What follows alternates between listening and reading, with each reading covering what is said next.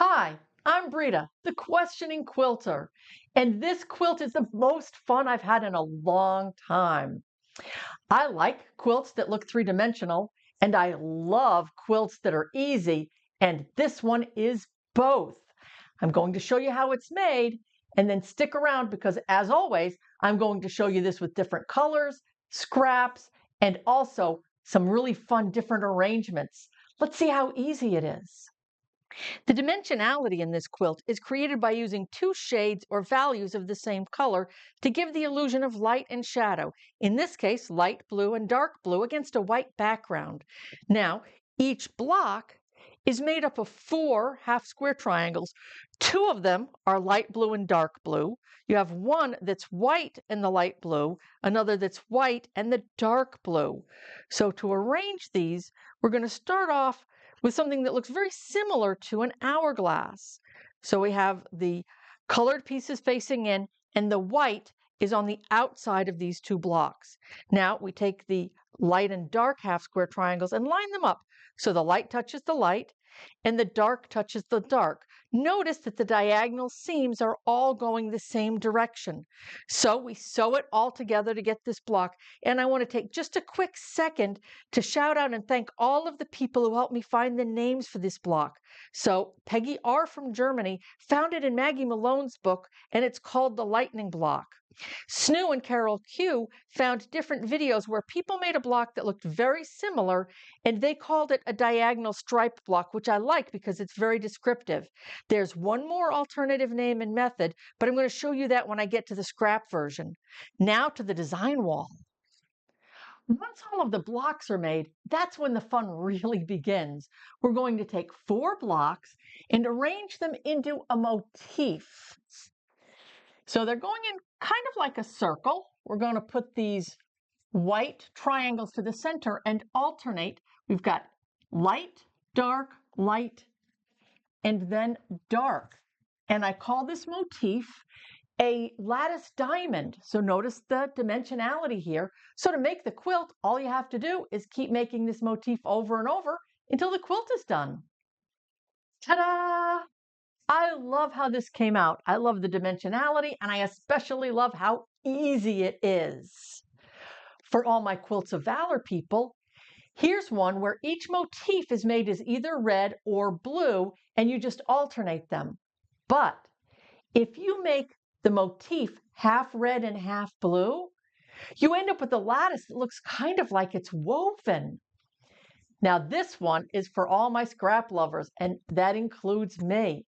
Now, when I was making this, I noticed that there's 2 different ways you can make this as a scrap block, and I want to share that with you. But stick around afterwards because I'm going to show you some really fun ways that we can rearrange these blocks. For the multicolor version, I started with larger scraps that I had turned into 10-inch by 10-inch layer cakes. So I have a light and a dark layer cake, which I'm going to turn into 4 5-inch charms. 1, 2, 3, and 4. So now we have 4 light charms, 4 dark charms. We're going to take 2 of these charms and set them aside. And we're going to replace them with white charms. Now, we're going to make these into half square triangles. So we're going to take 2 blocks that are light and dark together. So we're going to have 2 of these. We're going to have one that is white with the light blue, one that is white with the dark blue. Going to draw diagonal lines and sew a scant 1/4 inch on either side of the line. Once you've sewn on either side of the line, you're going to cut it directly on the line that you drew. You will open these up, press towards the dark, trim them if you like, and then you will have 8 blocks that look like this. So you see, we have 4 light blue and dark blue half square triangles, 2 dark blue and white, 2 light blue and white. And we're going to put these together like we did before to make the hourglass. Line up the dark with the dark, the light with the light. Make an hourglass, light with the light, dark with the dark, and then we sew them together. You get two beautiful diagonal stripe blocks. Now I hear somebody out there saying, but Brita, isn't there any other way that you could make this block without using 4 half square triangles? Well, as a matter of fact, there is. Bead City and Janet P. both told me that this could be made as a snowballed half square triangle. So start off with your half square triangle, a little bit bigger than the other ones. We're going to put white squares in the corners. Now, the size of the white square is the width of this divided by 2 plus 1/8 of an inch to make up for the seam when we sew these blocks together. So you have a diagonal line drawn from the corner to the corner. Make sure that these are parallel. They line up. Okay, now you're not going to sew a 1/4 inch. You're going to sew on the line this time, exactly on that line. And when you do that, you will trim a 1/4 of an inch over here. You'll open these out, press them, and voila, you have a beautiful diagonal stripe block. Playing with designs is one of my favorite things. Now, when I looked at this, the first thing I noticed is we've got O's here, but look, they can also make an X. So I said, what if we took these O's and made some of them into X's? So just turn these around, easy peasy.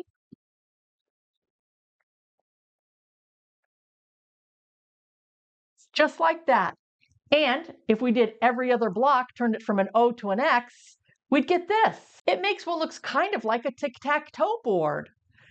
Now, I'm going to show this in 3 colors, and I had a request that I shouldn't make all of my 3-color designs in red, white, and blue. So here it is in red, white, and green. Now, I have my Christmas in July quilt coming out next month, but I think this looks kind of festive, don't you? And here it is made with scraps. If this was any more fun, it would be illegal. So then I got another idea. What if I started with this center lattice diamond and I decided to echo this design? So here's the dark up to the left, here's the dark down to the right, and we just continue this all the way around. Hey, that comes out pretty cool. Not bad, but I think we can make it even a little bit better if we turn these corners back into diamonds, but the reverse of what we had before, where before this was light, we're going to turn this and make this dark to the inside, light, dark, light, and we do this for all 4 corners. It comes out looking like this, which I think works. And I think it looks even better in scraps. I did a little bit of a color flow coming out from the center. Now, I could do this all day, and well, I have spent several days doing this, and these are the ones that I like the best. But before we go, I need your advice.